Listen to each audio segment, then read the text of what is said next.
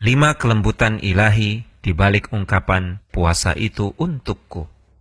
Sobat, mari sejenak bertafakkur tentang keagungan ibadah puasa. Ketika Allah Subhanahu wa Ta'ala berfirman dalam sebuah hadis qudsi yang artinya, seluruh amalan anak Adam untuk mereka sendiri kecuali puasa. Sungguh, ibadah puasa itu untukku.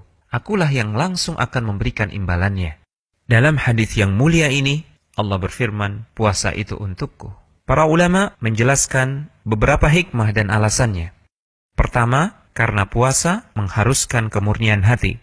Al-Imam Ibnul Utsaimin rahimahullahu ta'ala menjelaskan, puasa adalah rahasia antara seorang insan dengan Rabb-nya. Seorang insan yang berpuasa tidak diketahui apakah dia benar-benar berpuasa atau tidak. Isi hatinya juga tidak diketahui. Sangat gampang bagi dia untuk membatalkan puasa tanpa harus kehilangan anggapan di mata orang lain bahwa dia masih berpuasa. Sehingga orang yang benar-benar berpuasa sudah pasti orang yang paling besar keikhlasan dan ketulusannya. Maka Allah Subhanahu wa Ta'ala pun mengistimewakannya dibanding ibadah-ibadah yang lain. Kedua, karena Tuhan-Tuhan lain yang dianggap Tuhan tidak pernah diibadahi dengan puasa.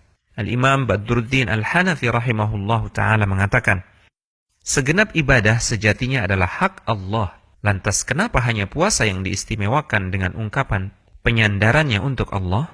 Jawabannya, karena Tuhan-Tuhan selain Allah tidak pernah diibadahi melalui ibadah puasa. Orang-orang kafir tidak pernah mengagungkan Tuhan-Tuhan mereka pada waktu-waktu tertentu dengan berpuasa. Alasan ketiga, karena kelak di akhirat, pahala puasa tidak bisa diganggu-gugat.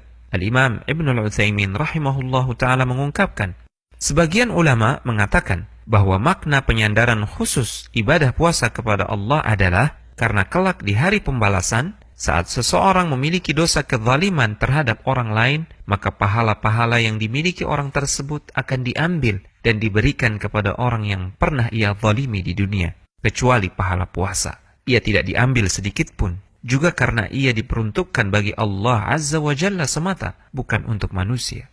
Keempat, sebagai ungkapan betapa agungnya pahala puasa, Rasulullah SAW bersabda yang artinya, setiap amalan anak Adam, pahalanya digandakan. Satu kebaikan akan digandakan pahalanya 10 kali lipat sampai 700 kali lipat. Kecuali puasa, pahalanya tidak terbatas. Ia adalah untukku semata, dan aku sendiri yang akan memberikan ganjarannya. Orang yang berpuasa itu meninggalkan syahwat dan menahan diri dari makanannya karena aku.